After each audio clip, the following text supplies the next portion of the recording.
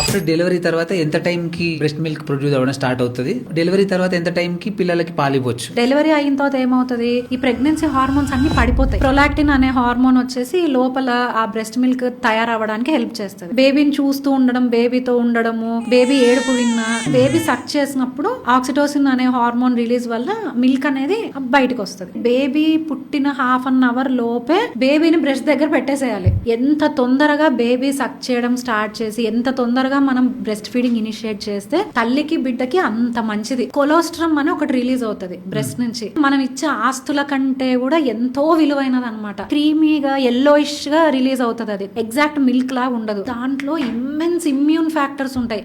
ఈ immune factors అన్ని ఏం చేస్తాయి, బేబీ లోపల ఉండే పేగుల్లో ఒక లైనింగ్ ఫామ్ అయిపోయి ఆ బేబీకి ఫస్ట్ ప్రొటెక్షన్.